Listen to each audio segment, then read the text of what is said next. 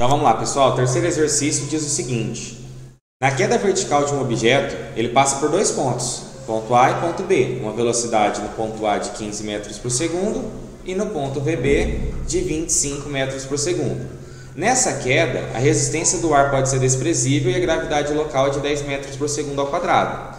Nesse contexto, qual será essa variação, essa distância vertical entre os pontos A e B? Então, eu tinha uma determinada bolinha, que ela estava lá no ponto superior.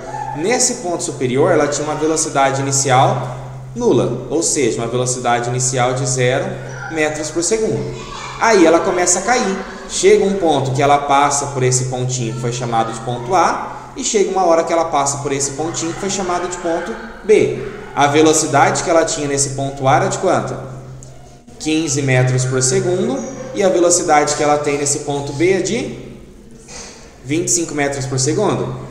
Todo mundo concorda? Faz sentido a velocidade aumentando? É claro, a aceleração da gravidade acelera esse movimento.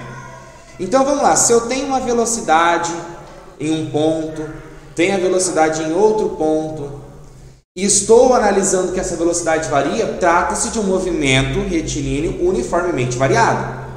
Quais são as equações desse universo? Sorvetão, S igual a S0 mais S0t mais meio de AT quadrado. T, tempo, foi dado tempo? Não dá para resolver. Vovoate, V igual a V0 mais AT. AT, eu preciso de tempo, foi dado tempo?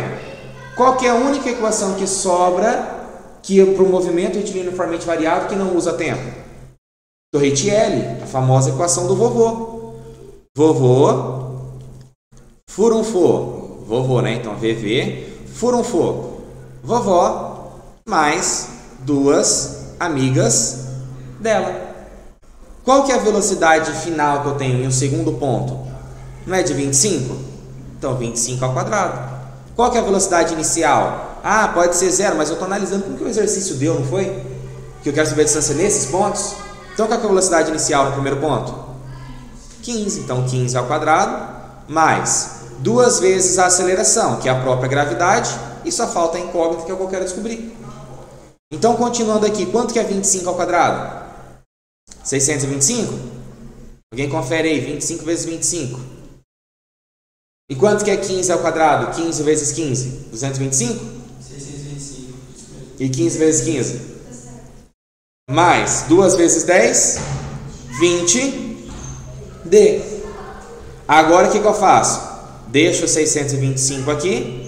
Esse 225 está somando, vem para o outro lado, subtraindo. Igual a 20D. 625 menos 225? 400. É igual a 20D. 20 está multiplicando, vem para o outro lado, dividindo. Quanto que dá 400 dividido por 20? Então, qual que é a distância entre esses dois pontos? 20 metros. Nunca foi tão fácil. Tranquilo esse, né? Esse vai dar para gabaritar no simulado. Mas deu certo? Final.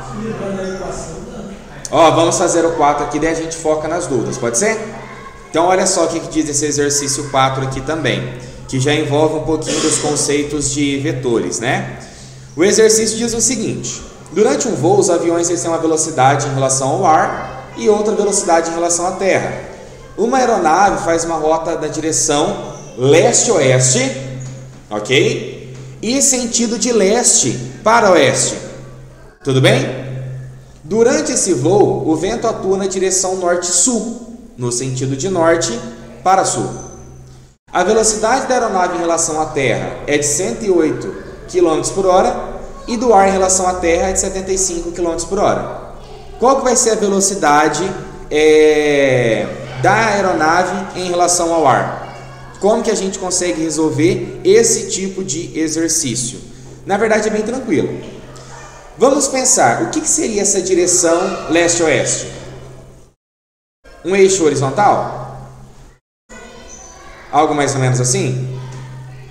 Na direita, leste. À esquerda, oeste. O que seria essa direção norte-sul? Uma direção vertical? Quem que está em cima? Quem está embaixo? Mas qual que é a velocidade que o exercício deu, que o exercício informa ali pra gente, que é a velocidade da minha aeronave em relação à Terra? Mas ela está em qual sentido? A aeronave faz uma rota na direção leste-oeste, de sentido leste para oeste, não é? Então, em relação aqui a esse ponto, ela está para cá, não está? Então, para cá eu tenho essa minha velocidade de quanto? 180 km por hora. E qual que é a velocidade do vento? 75, mas é qual a direção? Qual sentido? Sentido norte e sul. De norte para sul. Então é aqui, ó. Então aqui eu tenho minha velocidade de 75 km por. Qual que é o ângulo entre esses dois vetores? Como que eu posso resolver eles? Pelo teorema de Pitágoras.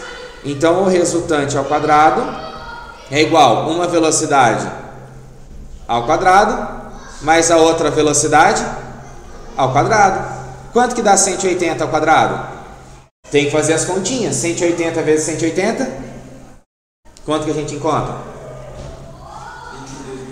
32.400. Então 32.400 mais 75 ao quadrado. 75 vezes 75. 5.625. Cálculo simples, né, pessoal? Que vocês podem fazer no cantinho. 180 vezes 180 e 75 vezes 75. Quando eu faço essa soma, eu encontro quanto? Eu encontro 38.025. Aí eu tenho que fazer o que agora para tirar aquele quadrado? Passar a raiz desse número. Aí realmente acaba ficando um pouquinho mais chato, né? É claro que se bater na calculadora é fácil, mas na hora do simulado vocês não terão calculadora. Então, nesse sentido, eu vou ajudar vocês. Vou fazer aqui no cantinho como que é esse processo, tá bom? Tem que fatorar isso aqui tudo, que só é longo, mas não é difícil. Então, olha só, vamos pegar aqui a canetinha, passar daqui para cá, vai me ajudando aí. Qual que é o número que eu tenho? 38.025. Qual que é o menor número sem ser o número 1 que eu consigo dividir esse cara? E por 3, não dá? Eu tenho que somar os algarismos e ver se tem na tabuada do 3. Quanto que é 3 mais 8? 11. 11 mais 2? 13. 13 mais 5? Tem 18 na tabuada do 3? Então esse número é divisível por 3. Dá para fazer de cabeça? Não? 3 vezes que número dá 3? 1. 8 dividido por 3? Ah, dá para fazer 3 vezes 2, que dá 6. 8 menos 6, 2. 2 com 0, 20. 3 vezes 6, 18. 20 menos 18, 2. 2 com 2, 22. Dá para fazer com 7. 22 menos 21, 1. 1 com 5, 15. 3 vezes 5, 15. Meu Deus do céu. Ué, eu fiz? Dá para fazer por 2? Não, porque ele é ímpar. E por 3? 1 mais 2? 3 com 6? 9. 9 com 7? 16 com 5? Tem 21 na tabuada 3? Quando você era meu aluno fundamental, você fazia assim. Nós fazia junto lá na sala. Então vamos por 3 de novo. 3 vezes 4 é 12, ó. Deu certinho, não sobrou nada. Aí eu pego o próximo número que é 6. 3 vezes que número dá 6? Deu certinho, não sobrou nada. Pega o próximo número que é 7. Dá por 2 de novo, não é? Aí 7 menos 6, 1. 1 com esse 5, 15. Dá por 5. Dá por 3 de novo? 4 com 2, 6. 6 com 2, 8. 8 com 5, 13. Tem 13 na tabuada do 3? Então não dá por 2, não dá por 3. Vai dar por 5. 5 vezes que número dá próximo de 42?